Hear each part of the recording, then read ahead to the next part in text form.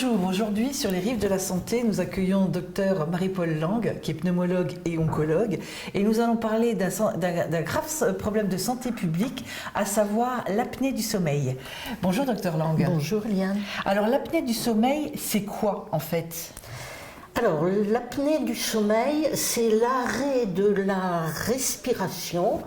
Et la maladie syndrome d'apnée du sommeil se définit par une fréquence anormalement élevée de ces pauses respiratoires. Alors, comment sont définies les pauses respiratoires elles-mêmes ? On a d'un côté les apnées, mais on considère aussi les hypopnées.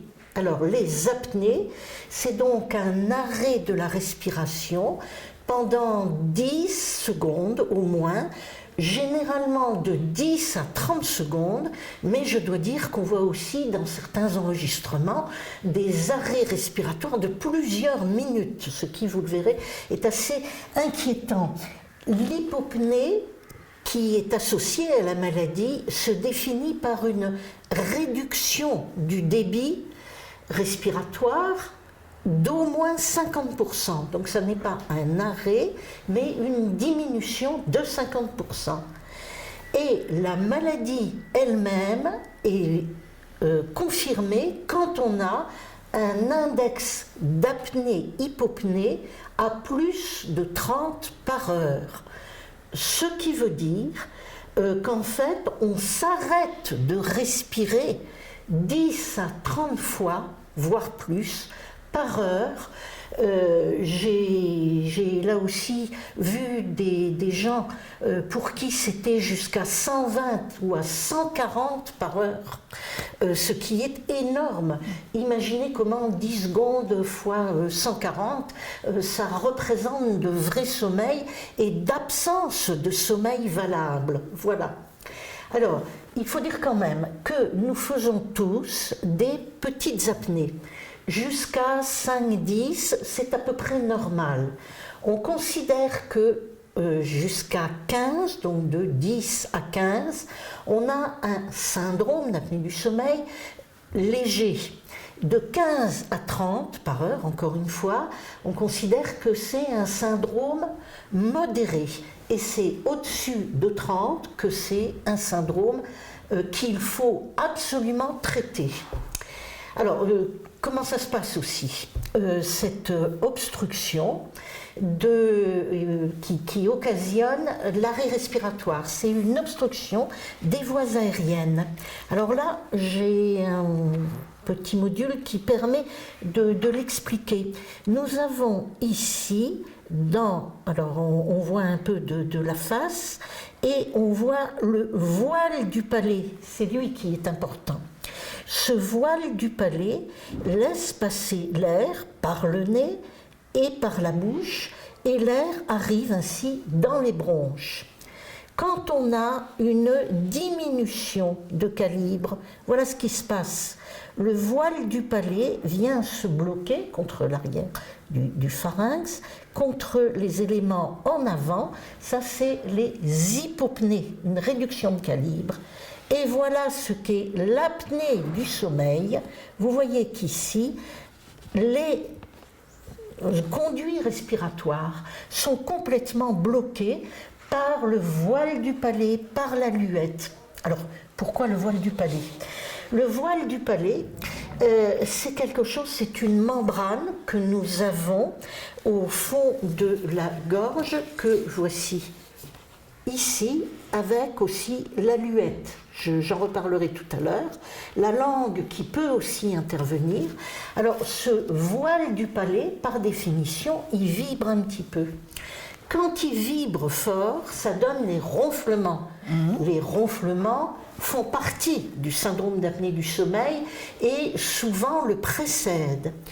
À partir de ce moment-là, alors il est normal aussi que ce voile du palais, qui est quelque chose de souple, comme d'autres éléments de notre organisme, avec l'âge se durcit un petit peu, bouge moins et va donc plus se plaquer au fond de la gorge et empêcher la respiration. Alors, donc je vous ai parlé de l'âge qui est une cause déclenchante. Autre élément important, l'obésité. Alors là, c'est quelque chose de majeur. Puisque dans le pharynx, comme sur le voile du palais, comme dans toute cette région, eh bien, les graisses viennent s'accumuler et participent à l'obstruction. Ça va donner quoi comme mécanisme? Dès lors que c'est bouché, c'est ça en fait, il n'y a plus d'air qui arrive dans les bronches et donc ne se font plus les échanges entre l'air et le sang. Ça veut dire que notre organisme, à ce moment-là, voit une baisse considérable de l'oxygène qui circule dans le sang, puisqu'on n'apporte plus ou moins l'oxygène dans les bronches. Et c'est ce qui est responsable de tous les signes qu'on détaillera sans doute, l'essentiel étant que le cerveau souffre. À plusieurs reprises dans nos émissions, on a parlé des organes nobles. Les organes nobles dans le corps, alors on a un certain nombre d'organes, les reins, le foie, etc. Mais les organes nobles sont ceux qu'il faut à tout prix préserver, le cerveau et le cœur. On en sait la gravité quand c'est un petit peu défaillant. Voilà.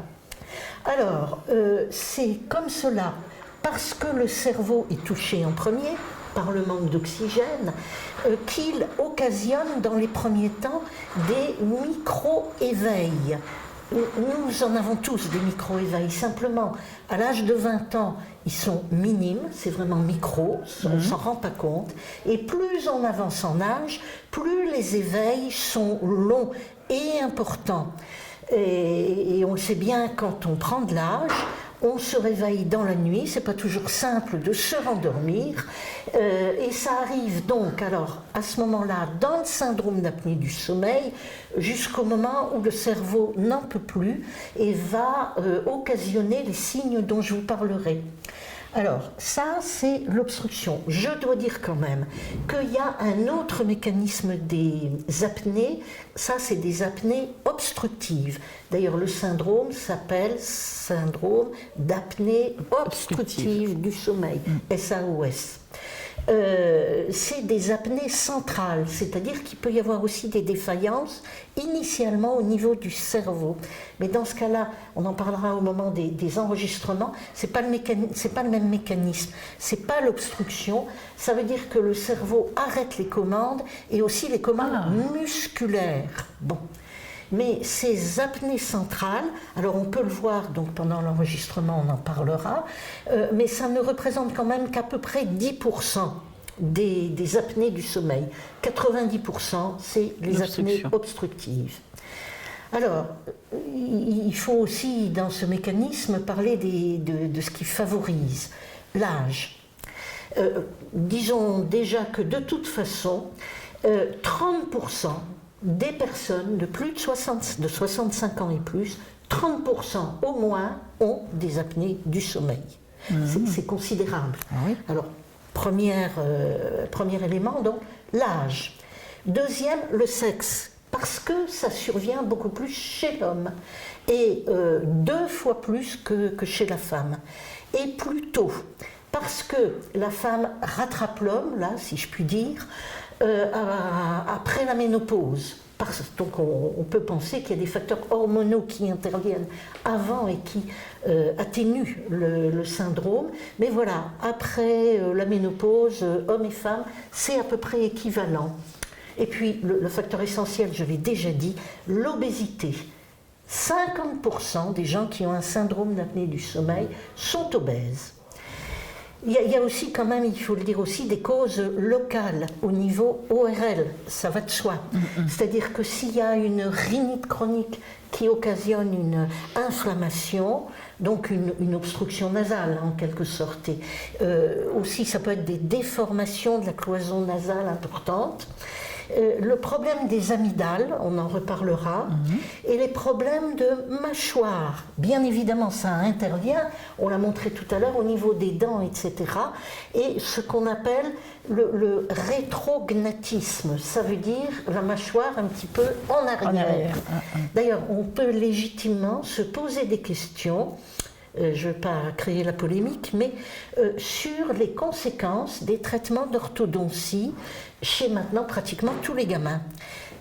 Si ça conduit à reculer la dentition de la mâchoire inférieure, ça pourrait occasionner encore plus dans l'avenir de syndrome d'apnée du sommeil. Voilà. Donc on voit aussi la mâchoire et les problèmes qui peuvent se poser à ce moment-là.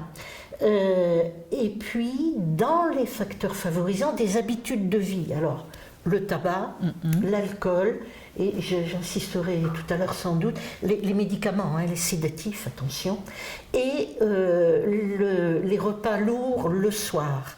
Comme d'ailleurs de dormir sur le dos. Quand on enregistre, on a beaucoup plus d'apnée en dormant sur le dos. Voilà. Voilà pour, de façon la plus exhaustive possible, les circonstances en quelque sorte, enfin le mécanisme de l'apnée du sommeil. Alors les symptômes de l'apnée obstructive du sommeil, comment est-ce qu'on peut se rendre compte qu'on est en train de faire des apnées ou que régulièrement on fait des apnées? Et notamment si on vit seul par exemple. Alors, il y a les ronflements, j'en ai parlé, mais le principal signe, c'est ce qu'on appelle l'hypersomnolence diurne. Ça veut dire le fait de s'endormir ou d'avoir tendance à s'endormir dans la journée. Bon, les apnées peuvent être marquées par le conjoint, l'entourage, les ronflements parfois. J'ai beaucoup de patients qui m'ont dit vouloir être traités parce que quand ils allaient à l'hôtel, tout l'étage était réveillé. Parce que, attention, quand on enregistre, c'est à des décibels, ça va jusqu'au marteau-piqueur, 120 décibels. Donc un marteau-piqueur dans la chambre d'à côté, ça s'entend quand même. Bon, ça toute plaisanterie mise à part, donc c'est le mauvais sommeil, bien sûr, qui est la conséquence. Les micro-éveils, j'en ai parlé, ça c'est ce qu'on remarque soi-même. Mais le principal signe, c'est le fait de s'endormir la journée. Pour cela, pourquoi? Parce que je vous ai expliqué tout à l'heure le mécanisme un peu longuement, mais le sommeil n'est pas réparateur. Tout le monde sait quand même qu'on a plusieurs stades du sommeil. Il y a le sommeil léger et le sommeil profond. Il y a 4 stades, mais disons qu'on peut déjà les séparer en 2, léger et profond. En fait, quand on se réveille tout le temps, ces micro-éveils dont j'ai parlé à cause des apnées, eh bien on n'atteint jamais le stade profond du sommeil. Et c'est ce sommeil qui est récupérateur, qui permet, dans la toute dernière phase, qu'il y ait des rêves aussi. Le sommeil paradoxal. Donc, quand on n'a pas de sommeil récupérateur, eh bien, on est fatigué, on est épuisé. On a, l'entourage peut le remarquer, des troubles de l'humeur. On est irritable. Je vais dire, de toute façon, on le sait bien pour tout le monde, quand on n'a pas assez dormi, on n'est pas en bonne forme, mais on est irritable. Des troubles de la mémoire aussi qui surviennent. Et c'est très important. Et il y a également donc ce sommeil non réparateur et l'endormissement. Alors, l'endormissement, c'est caricatural. J'allais dire que c'est, petite anecdote en passant, historique si vous me permettez, mais la première description qui a été faite par Charles Dickens en 1837. Dans un livre où il racontait, alors tout le monde a dû entendre parler quand même de Monsieur Pickwick. Et en fait, c'est le valet de Monsieur Pickwick qui, quand il ouvrait la porte aux visiteurs, s'endormait sur la porte. Et on a appelé ça, d'ailleurs, à un moment, mais un siècle après, le syndrome de Pickwick d'abord. Donc c'est pas de Pickwick, mais du valet, Flat Joe, tant que je me souvienne, qui s'endormait. Bon, alors 1837, c'est décrit dans la littérature, et c'est seulement en 1956 que les médecins ont commencé à se rendre compte du symptôme. Et en 1981, donc c'est très récent, qu'il y a eu les premiers essais de traitement. Donc c'est d'une connaissance récente, les apnées du sommeil, enfin le syndrome d'apnée du sommeil. Bon, ça c'était pour l'anecdote. Et donc l'endormissement, alors qui se passe d'abord dans des situations, on va dire, d'inattention. C'est-à-dire devant la télévision, quoique il peut y avoir de bonnes raisons de s'endormir devant la télévision. Excusez-moi. Je pense. Sauf sur le RIF 54, voilà. Évidemment. Bien. Et donc, du coup, la télévision, la lecture, etc. Je me souviens d'un patient qui faisait des études d'archéologie, d'histoire, et qui me disait, écoutez, j'arrive plus à travailler parce que dès que je prends un bouquin, je m'endors sur la table. C'est ensuite dans des activités aussi. Alors, je peux vous dire, moi, j'ai eu des patients qui s'endormaient dans la salle d'attente. Pas forcément parce qu'ils devaient attendre trop longtemps, comme chez tous les médecins, mais parce que c'était une situation où l'endormissement était trop rapide pour eux. Et c'est aussi dans les activités courantes, je veux dire, à table, pendant des repas, on voit des gens s'endormir. C'est aussi, alors là c'est plus grave, dans les actes de la vie courante, au travail, et ça pose des problèmes. Moi j'ai vu des gens qui travaillaient sur les ponts roulants à l'époque, et qui risquaient de s'y endormir, c'est quand même gênant.